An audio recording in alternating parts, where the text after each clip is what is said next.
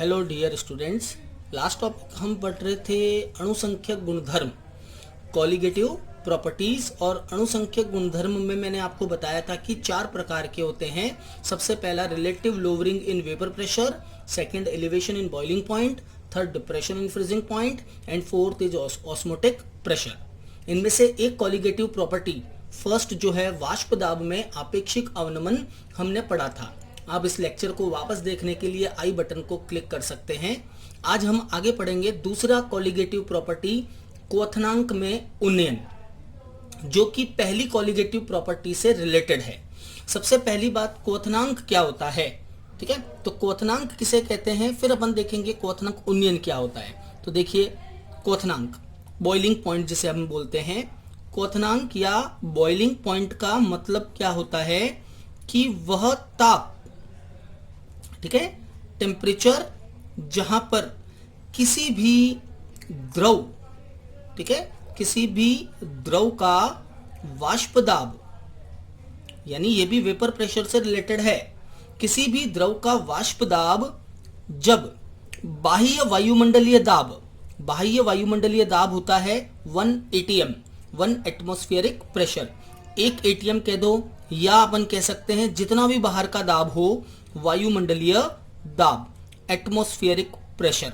ध्यान से सुनना, बॉइलिंग पॉइंट का मतलब, क्वथनांक का मतलब होता है वह ताप जहां पर किसी द्रव का वाष्प दाब एक वायुमंडलीय दाब के बराबर हो जाता है। यानी कि इस पर्टिकुलर टेम्परेचर को, जिस पे ऐसा होता है, उस टेम्परेचर को अपन बोलते हैं boiling point BP.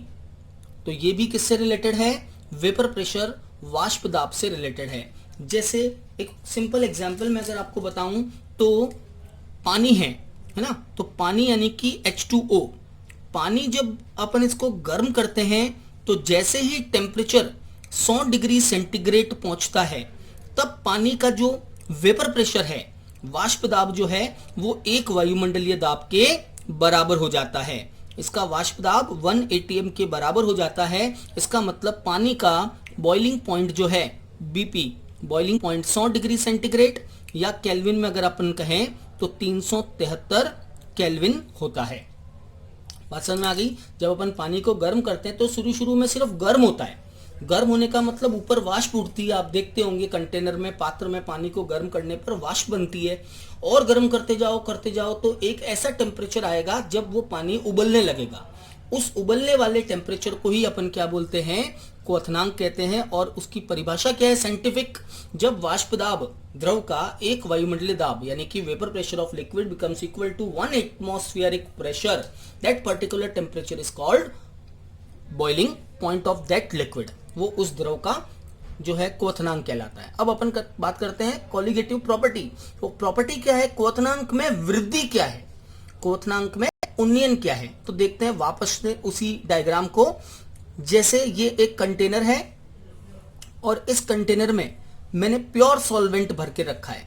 Pure solvent का मतलब है शुद्ध विलायक, जैसे कि पानी, प्योर सॉल्वेंट, ठीक है। और ये सारे जो कण हैं वो प्योर सॉल्वेंट के पार्टिकल्स हैं, शुद्ध विलायक के कण हैं। जैसे ही मैं इसको गर्म करूंगा, ये विलायक धीरे धीरे क्या होगा, वाष्प बनाएगा, जैसे अपन ने पहले भी देखा था।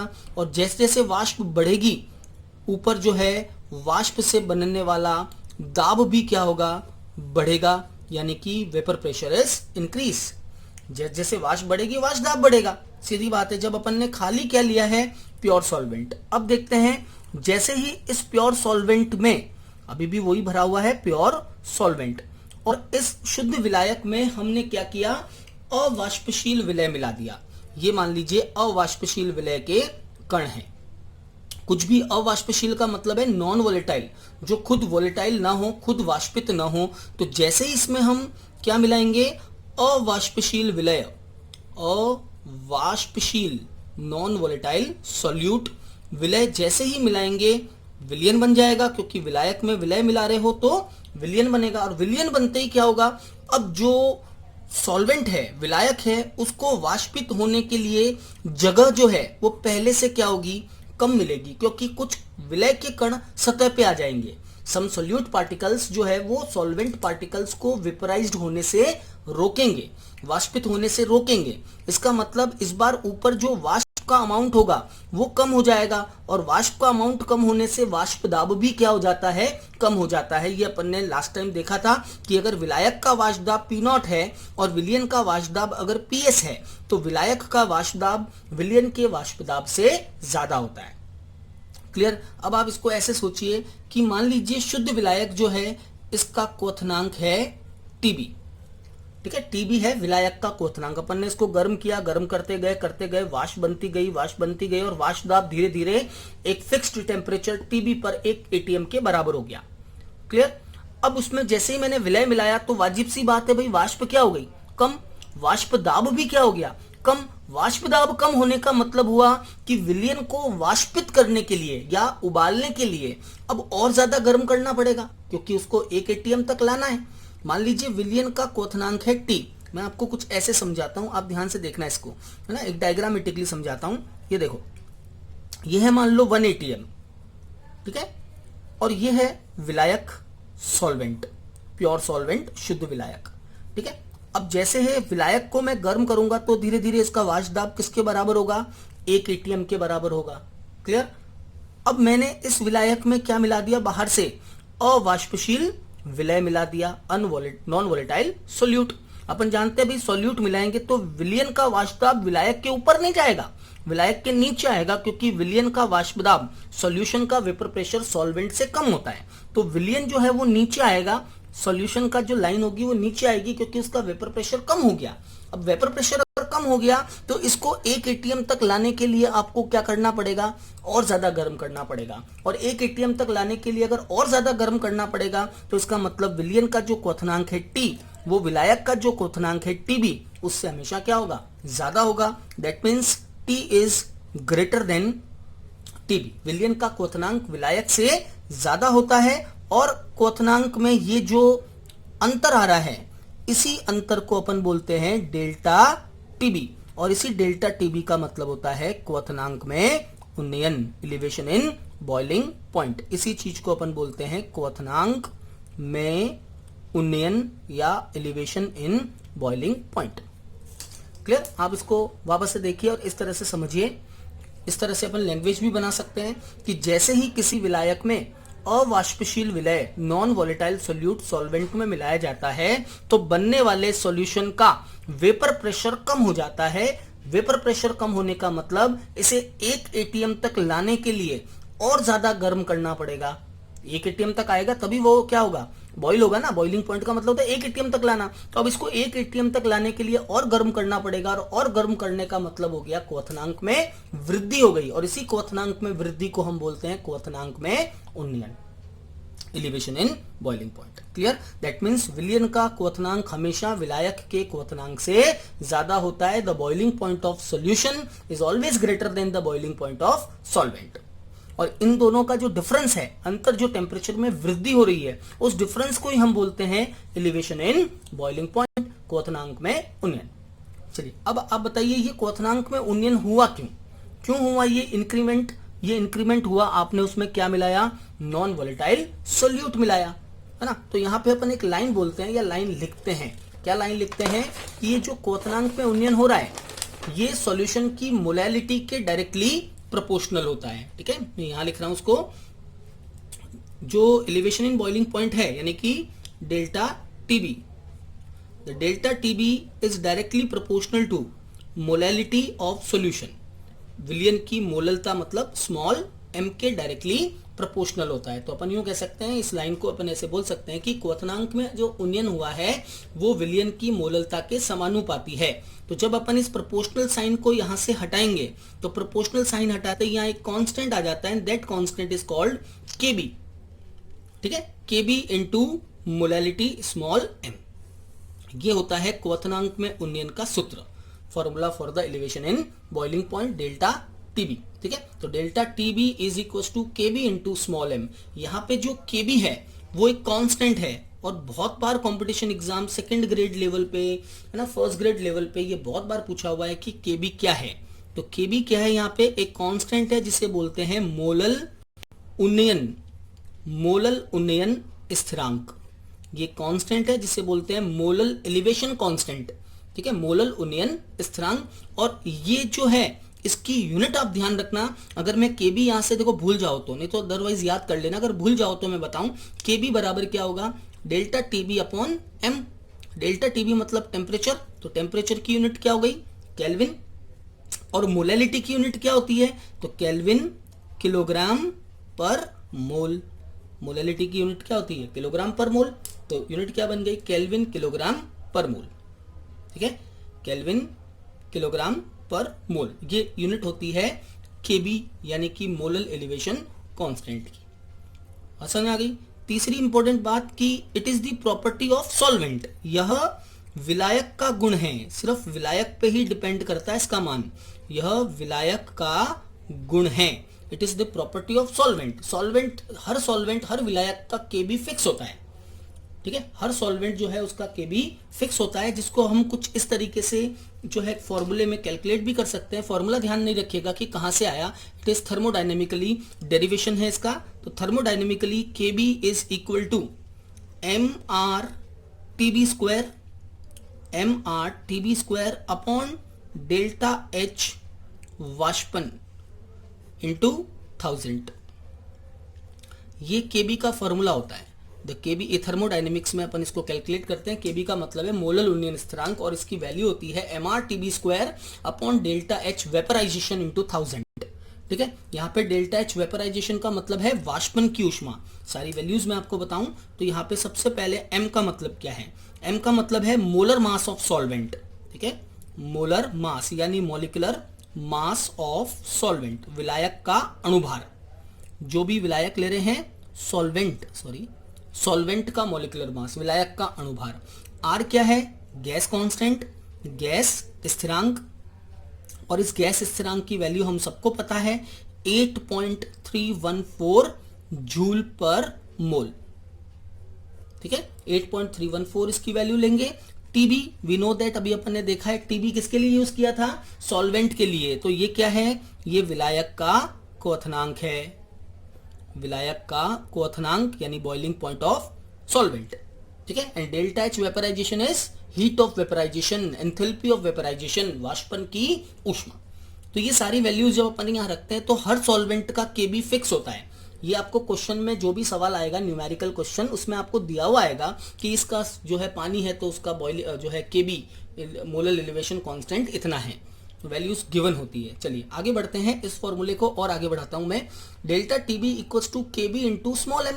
नाउ स्मॉल एम का मतलब क्या है, मोलरता, और मोललता का फॉर्मूला हम सबको पता है, क्या फॉर्मूला होता है मोललता का, वो यहां रख दो, तो अपने पास आ जाएगा delta TB equal to KB into molality में आपको पहले पढ़ा चुका हूं, वेट ऑफ सोल्यूट इंटू 1000, विलय का भार इंटू 1000 बटा विलय का अणुभार, small M W of solute into capital W यानी कि विलायक का भार किसमें, ग्राम में।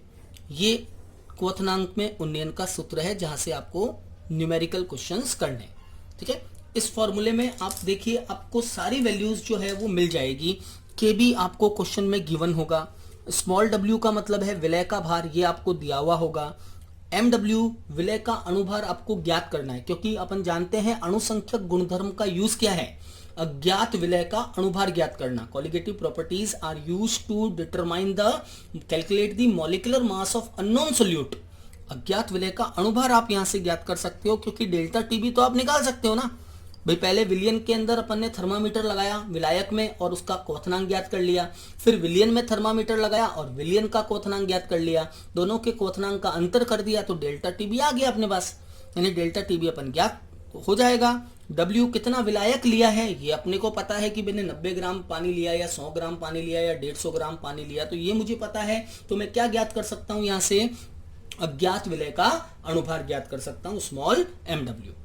क्लियर। मैं आपको एक क्वेश्चन भी बताता हूं, देखिए किस टाइप से जो है एग्जाम में, बोर्ड एग्जाम में या कंपटीशन एग्जाम में आपको सवाल पूछ सकते हैं। क्वेश्चन आपको कुछ इस तरह से दिया हुआ है, suppose that it is the 10% urea, ठीक है, weight by weight, W by W, एक विलियन दिया हुआ है, 10% यूरिया डब्ल्यू बाय डब्ल्यू का जो विलयन है, इस विलयन का क्वथनांक ज्ञात कीजिए।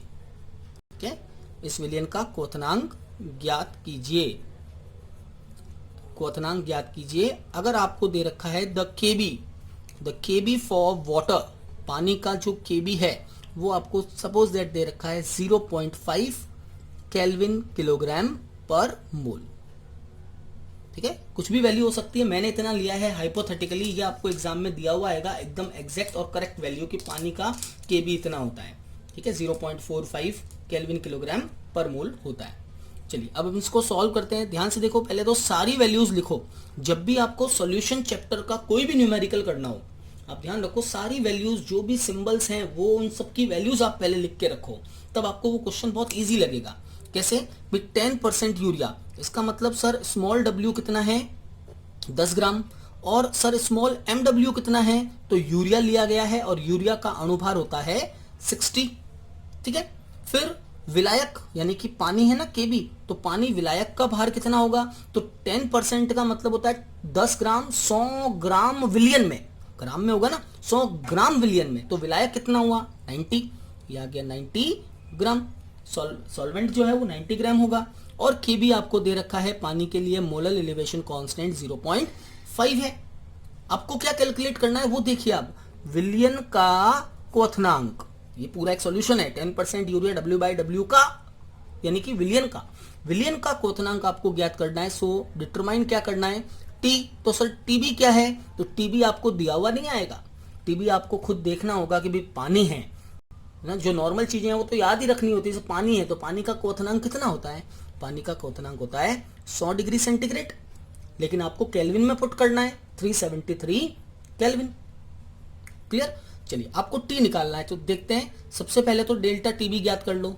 क्या होगा delta TB, the delta TB equals to small w 10 into KB 0.5 into 1000 upon small mw।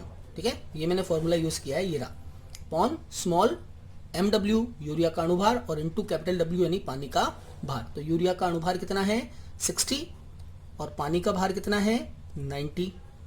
Now इसको अपन ने सॉल्व कर लिया, डेल्टा टीबी आपने को मिल जाएगा, कितना आ गया, कैंसिल आउट हो गया, that is also cancel out, दोनों कैंसिल आउट हो गए, that is equal to 50 and divide by 6 into 9 है ना, 100 इंटू 0.5 50 एंड 50 एंड 6 इंटू 9 और इजी कर लो, that is 25 upon that is 27 है ना, कैंसिल कर लिया इसको 3 times, it is 25 times, so it is 25 upon 27 which is nearly equal to 0.9 ना, 0.9 250 मान लेते हैं इसको, 250 करेंगे तो 27 का उसमें कितनी बार डिवाइडेशन होगा, 9 टाइम्स होगा, 10 टाइम्स हो नहीं सकता, 9 टाइम्स ही होगा है ना, तभी वो 270 से थोड़ा कम आएगा, तो 0.9 आ गया, that means it is delta TB. अब अपने पास डेल्टा टीबी आ गया, लेकिन आपको क्या कैलकुलेट करना है, टी कैलकुलेट करना है, विलियन का क्वथनांक ज्ञात करना है। So we know that delta TB is equal to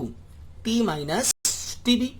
now T आपको कैलकुलेट करना है, सो इट इज टी। ध्यान रखना ये जो यूनिट आएगी ना इसके पीछे, वो आप कुछ भी लिख सकते हो, आप केल्विन भी लिख सकते हो, आप जो है डिग्री सेंटीग्रेड भी लिख सकते हो, क्योंकि उन दोनों में कोई फर्क नहीं होगा।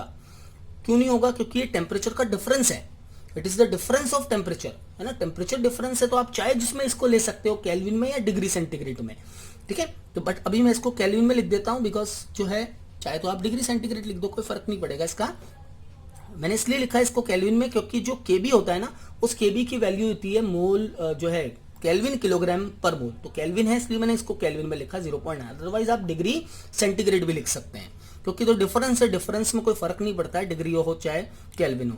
तो टी आपको कैलकुलेट करना है, टीबी अपने पास है, कितना है टीबी 270, पानी का जो है boiling point 373 kelvin, and delta TB is 0.9, so T is 373.9 Kelvin और we can say 100.9 degree centigrade. एक ही बात है, अगर वो मैं इसको मैं अगर डिग्री में लेता हूं तो यहाँ 100 लूंगा, और अगर 100 लूंगा तो 100 में 0.9 जोड़ेंगे तो 100.9 डिग्री सेंटीग्रेड। एक ही बात है, दोनों में से जो आपको सही लगे, जो ऑप्शन में हो, केल्विन में तो केल्विन में, डिग्री में तो डिग्री में कैलकुलेट करना है।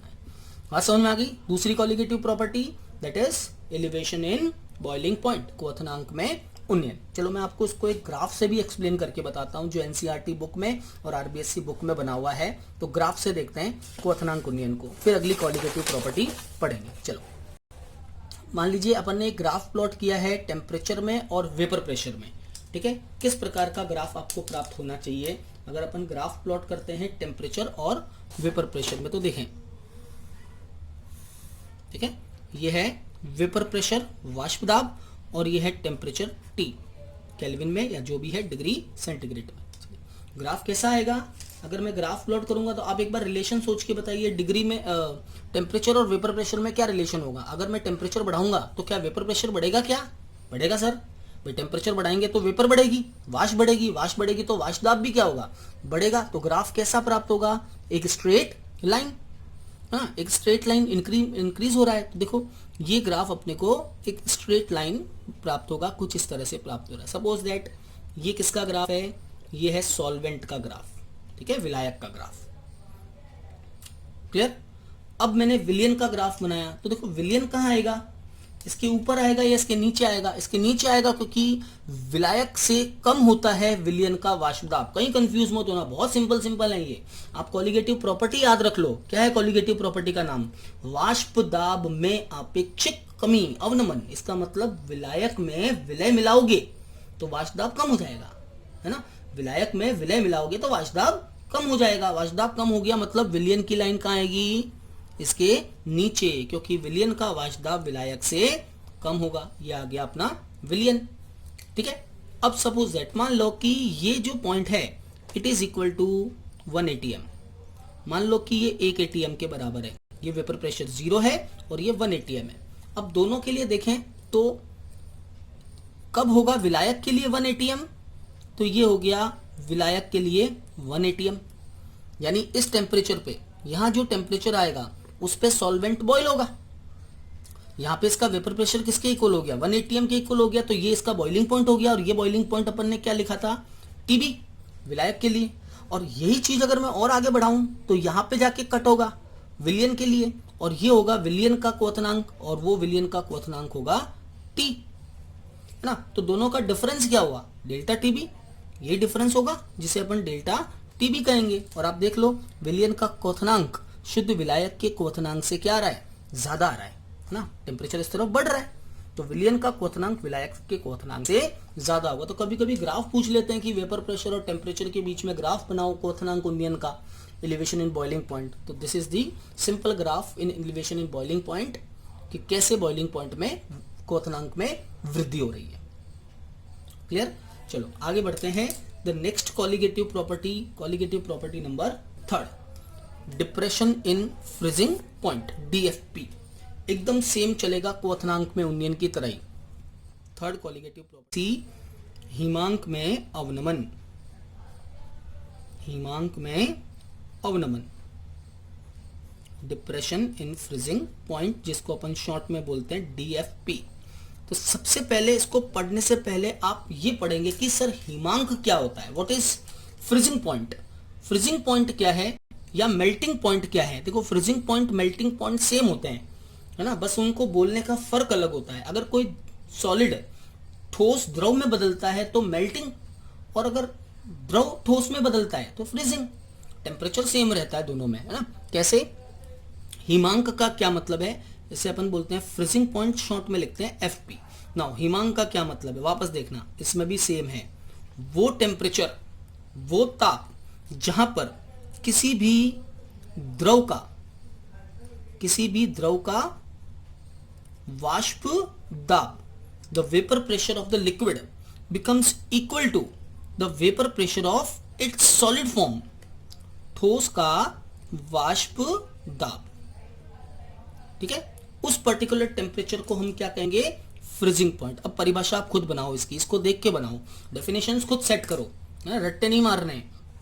डेफिनेशन बनाओ, temperature where the vapour pressure of the liquid becomes equal to the vapour pressure of its solid form. वह ताप जहां किसी द्रव का वाष्प दाब इसकी ठोस अवस्था के वाष्प दाब के बराबर हो जाता है, उस द्रव का हिमांक यानी कि फ्रीजिंग पॉइंट कहलाता है। उसे कहेंगे उस द्रव का हिमांक, freezing point of that liquid. और उल्टा बोले तो उसे कहेंगे ठोस का गलनांक, melting point of that solid. ठीक है, फ्रीजिंग पॉइंट जैसे वाटर है, तो वाटर में क्या होता है, पानी के लिए क्या होता है, एट 0 डिग्री सेंटीग्रेड टेम्परेचर, पानी में क्या होता है 0 degree centigrade, 0 degree centigrade temperature पे पानी किसमें कन्वर्ट हो जाता है, आइस में, जम जाता है। जम जाने का मतलब पानी का वाष्प दाब ठोस के वाष्प दाब के बराबर, मतलब बर्फ के वाष्प दाब के बराबर हो गया। तो at 0 degree centigrade temperature the vapour pressure of water is equal to the vapour pressure of its solid form which is ice. ठीक है, बराबर हो गया। तो वाटर का फ्रीजिंग पॉइंट कितना हुआ, that 0 degree is FP, freezing point of water. ये 0 डिग्री पानी का फ्रीजिंग पॉइंट होगा। क्लियर।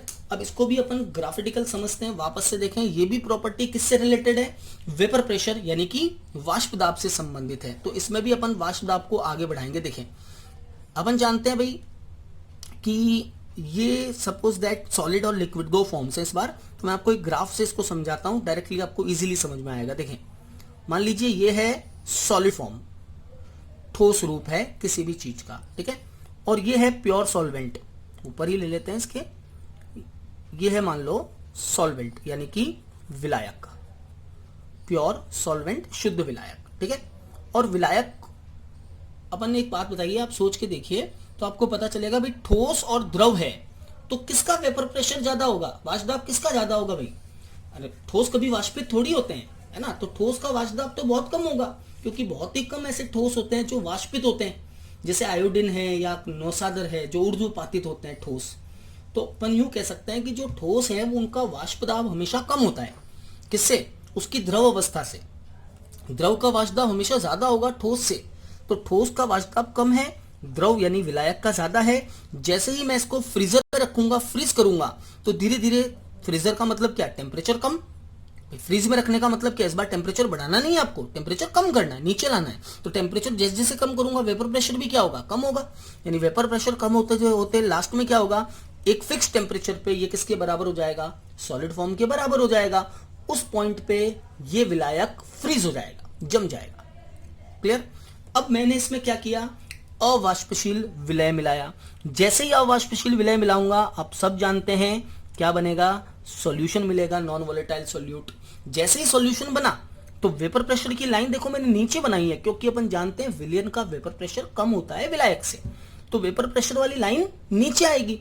अब मैं अगर इस विलयन को फ्रीजर में रखूं तो देखो आप, ये पहले के कंपैरिजन में जल्दी फ्रीज हो जाएगा।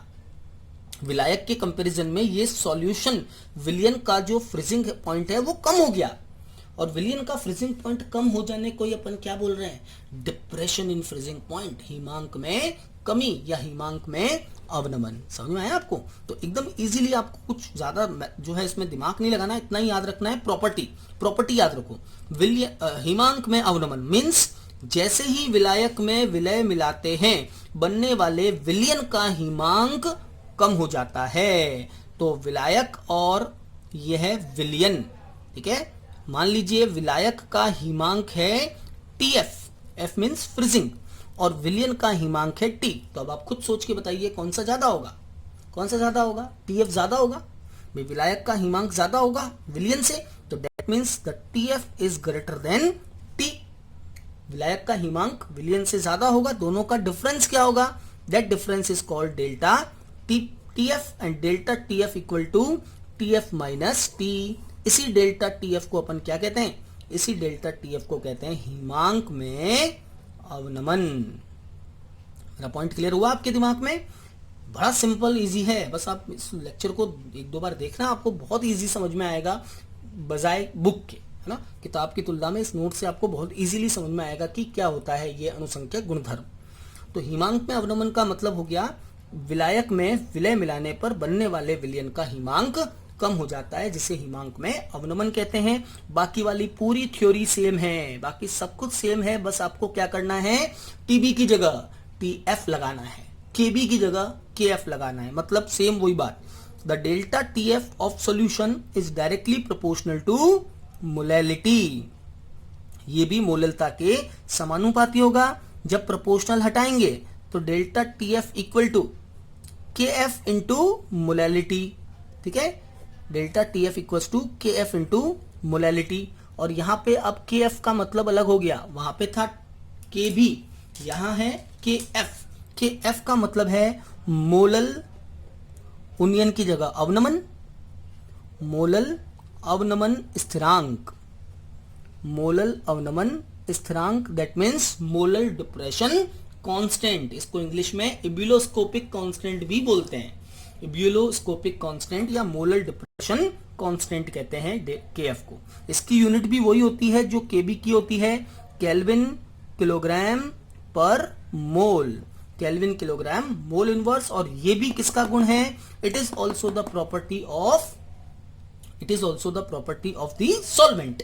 ये भी विलायक का गुण है। मैं थोड़ा सा मैं इसको यहीं पे बता देता हूं आपको इसके पास में, ताकि आपको यहीं याद रहेगा एक ही पेज के ऊपर कि ये भी विलायक का गुण है। और इसका फॉर्मूला होता है के F equal to, same formula है देखो, एम आर टी बी की जगह T F square upon delta H वाष्पन की जगह डेल्टा एच गलन इंटू 1000।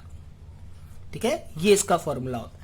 डेल्टा एच वाष्पन, वेपराइजेशन तो हो नहीं रहा, इस बार मेल्टिंग हो रही है, गल रहा है ना वो, तो उसके लिए अपन ले लेते हैं गलन या फ्यूजन। तो delta H of fusion, fusion means गलन, तो इसको बोलते हैं एंथैल्पी ऑफ फ्यूजन। बाकी एम वही है अणुभार, R gas constant, T F मतलब विलायक का हिमांक, फ्रीजिंग पॉइंट ऑफ सॉल्वेंट। ठीक है, यहां से के एफ जो भी वैल्यू आएगी वो आपको क्वेश्चन में गिवन होगी। अब यहां पर भी अगर आप मोलैलिटी को पुट कर दें तो आपके पास फाइनल फ्रैक्शन, एक फाइनल फॉर्मूला आ जाएगा। और फाइनल फॉर्मूला क्या है, the delta T F is equal to small W into 1000 into K F upon small M W into capital W gram में। ये होता है हिमांक में अवनमन का सूत्र, जहां पे आप सब वैल्यूज पुट कर सकते हो। भाई डेल्टा टी एफ ज्ञात हो जाएगा, विलय कितना लिया है हमें पता है, स्मॉल डब्ल्यू, कैपिटल डब्ल्यू विलायक कितना लिया है, सॉल्वेंट का मास हमें पता है, के एफ हमें पता है, क्वेश्चन में गिवन होगा।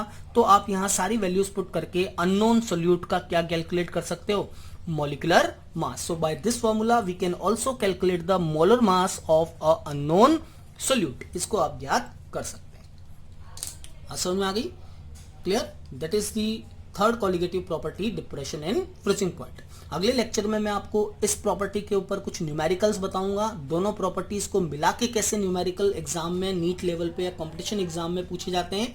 और चौथी कॉलिगेटिव प्रॉपर्टी हम पढ़ेंगे osmotic pressure, which is very very important for the competition exam. आज के लिए इतना ही, थैंक यू वेरी मच।